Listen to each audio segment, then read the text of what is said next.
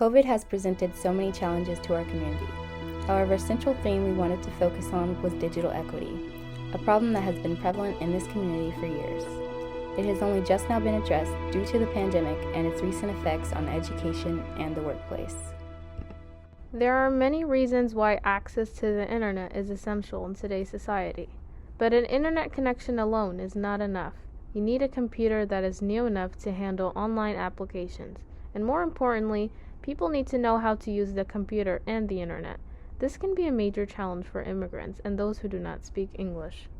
This past year during the pandemic, we've seen countless challenges at Yesler Terrace regarding digital access and knowledge. It has been especially tough on young students who had to take classes online. Ronnie, Belle, the principal of Gatzert Elementary School near Yesler Terrace, told us a little about how this past year has impacted students at the elementary school. My goal is to make sure that every kid has a device. Every kid has earphones. Every kid has access to internet at home. You know, some of our families do, even some of our families in low-income housing do, and some of them don't. So, and again, that goes back to leveling the playing field. Other demographics, they don't have that struggle, you know, but again, I look at it as not being a barrier, because if whatever's needed, you know, we make sure it happens, that we level the playing field. If a kid on the other side of the demographic has a laptop, this kid is going to have one too. If they have the AirPod, this child is going to have one too, you know, and that speaks volume, you know, especially when it comes to education. Hello, my name is Ilham Mohammed. I'm 16 years old and I'm an intern at Yesler Terrace Summer Youth Media. Hi, my name is Leah. I am 17 years old and I am an intern at Yesler Summer Youth Media Program and MMRTI. To make this film, we've spoken with several Seattle Housing Authority representatives and area stakeholders to learn more about what digital equity means and about how we can accomplish that goal. In response to the needs of the community at Yesler Terrace, SHA created a new position, Digital Equity Coordinator. Asfaha Lemlem is the lead SHA representative for this new office. Before COVID-19, there was a digital divide, and there was a digital equity issues everywhere. So people who have high education, people who have high income, they have the skills, the means to buy, to use technology. So they are always ahead. But low income, people of color, and immigrants and refugees were lacking behind. So digital equity means we want to make sure everyone who lives, not only in Yesler, but everywhere in public housing residents, have access to a working or decent laptop, desktop, iPad, good connection or a broadband connection, and the skills to use it. So that's where we are working when we say digital equity.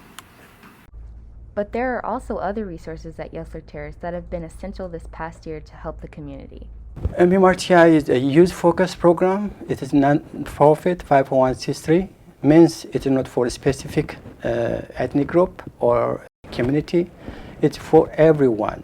If anyone wants to use a computer lab here, they can, you know, it is accessible. It's more of community topics based on, for example, social justice, gentrification, health, youth violence.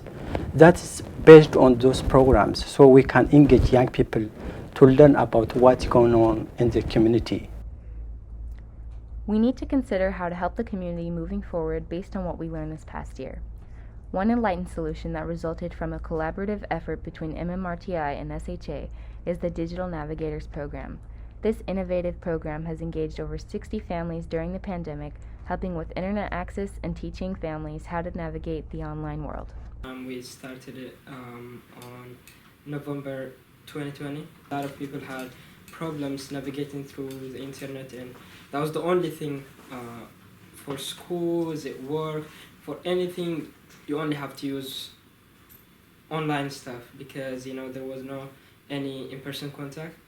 But a lot of people had hard time, especially minorities and immigrants who have language barriers, and minorities who have problems, financially to get internet or devices.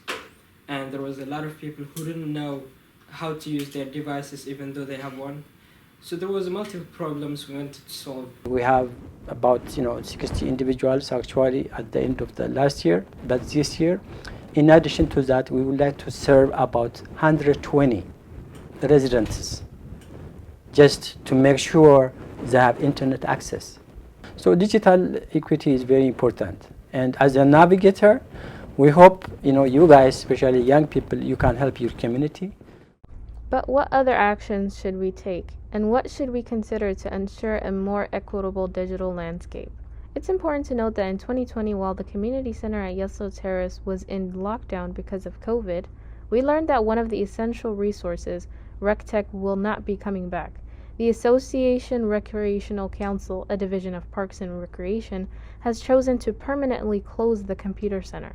Before he worked for SHA, Asfaha Lemlem was the director of RecTech at Yesler Terrace. So I used to work for Associated Recreation Council on an organization called RecTech for almost 20 years, and I work at Yesler Community Center. We used to have a computer lab there, so that's where I work and served a lot of public housing residents, especially at Yesler and around Yesler.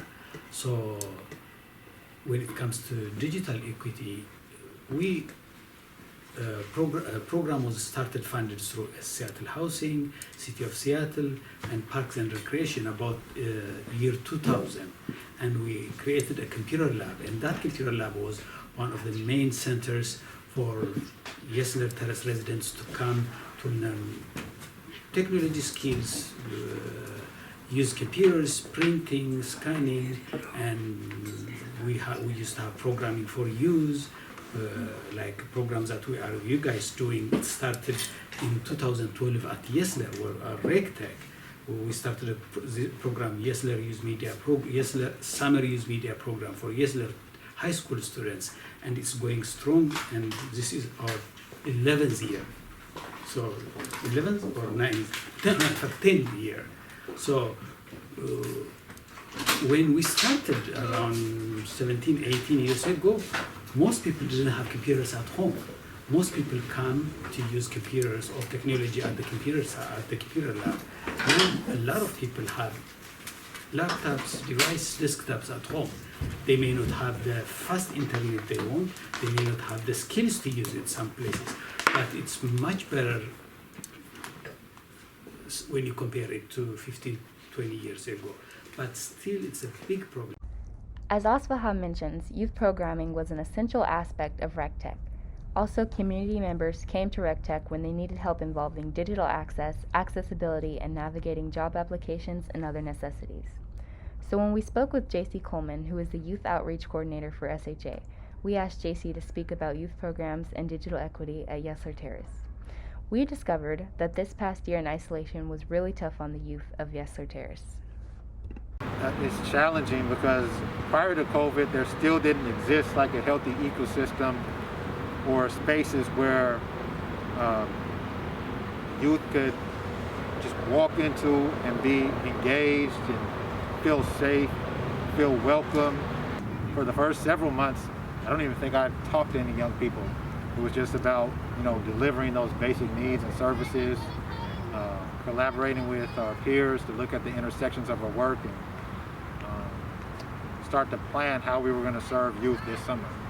So going forward, I think a lot of people are going to explore how we can continue virtually, but it also highlights the need for universal Wi-Fi and ensuring that we have one-to-one tech in our schools.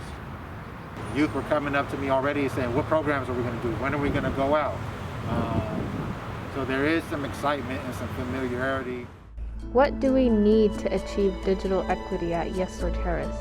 Shouldn't we strive to have more creative community makerspaces to replace RecTech?